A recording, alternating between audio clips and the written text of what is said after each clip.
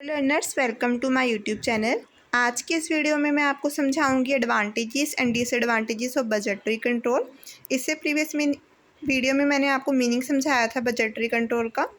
तो अगर आपने वो वीडियो नहीं देखी है तो पहले आप वो वीडियो देख लीजिए। मेरी प्लेलिस्ट में मैनेजमेंट अकाउंटिंग मैंने क्रिएट कर रखी है। अब सबसे पहले हम एक डिफरेंस देख लेते हैं। ये 4 मार्क्स के अकॉर्डिंग है, उसके बाद हम मेन टॉपिक स्टार्ट करेंगे। डिफरेंस बजट एंड फोरकास्ट में सबसे पहले फोरकास्ट एक एस्टीमेट होता है, ठीक है, फ्यूचर के बारे में। वो एक्यूरेट भी हो सकता है और एक्यूरेट नहीं भी हो सकता। पर बजट क्या है, एक प्लान्ड है, उसके लिए बहुत सारे प्लान्स प्रिपेयर होते हैं और एक डेफिनेट पीरियड के लिए बनाया जाता है, ठीक है। उसके बाद कंट्रोल, बजटिंग में तो कंट्रोल किया जाता है एक्चुअल परफॉर्मेंस को बजट्स के साथ कंपेयर करके, पर फोरकास्ट में कोई कंट्रोलिंग नहीं होती। इसका प्रोविज़न क्या है बजट का, यही कि एक्चुअल परफॉर्मेंस को बजट टारगेट के साथ कंपेयर कर कर एक्चुअल डेविएशंस निकालना और उन्हें फिर डेविएशंस के लिए फिर हमने एक्शंस भी लेने हैं। पर जो फोरकास्ट है उसमें ऐसा कोई प्रोविज़न नहीं होता। उसके बाद फोर्थ पॉइंट है पीरियड। जो बजट है वो एक स्पेसिफाइड पीरियड के लिए बनाया जाता है और ईच अकाउंटिंग पीरियड में सेपरेटली बनता है। पर फोरकास्ट जो है लॉन्ग पीरियड के लिए ही होता है। बजटिंग जो है तब बिगेन होता है जब हमारी फोरकास्टिंग एंड होती है और फोरकास्टिंग एक लॉजिकल बेसिस प्रोवाइड करवाती है फॉर प्रिपेयरिंग बजट्स, ठीक है। अब हम आते हैं अपने मेन टॉपिक पर, एडवांटेजेस पर। सबसे पहले जो बजटरी कंट्रोल के एडवांटेज है वो है डेफिनेट ऑब्जेक्टिव। बजटरी कंट्रोल एक डेफिनेट ऑब्जेक्टिव को अचीव करने के लिए बनाया जाता है। तो मतलब इसमें ऑब्जेक्टिव्स क्लियर होते हैं बहुत सारे डिपार्टमेंट्स के द्वारा, तो इसकी एडवांटेज है ये एक।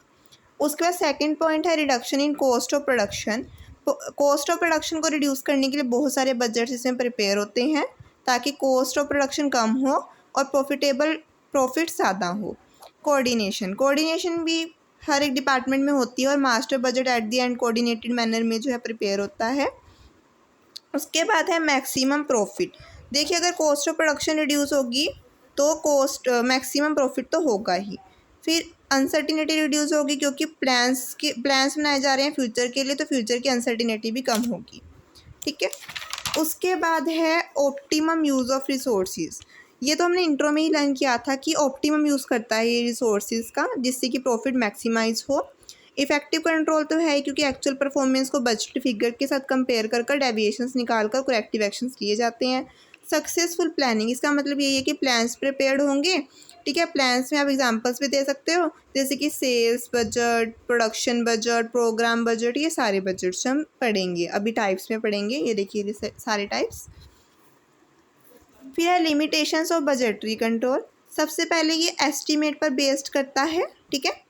पर अगर ये एस्टीमेट रॉन्ग हुए तो फिर बजटरी कंट्रोल सिस्टम भी फेल हो जाएगा।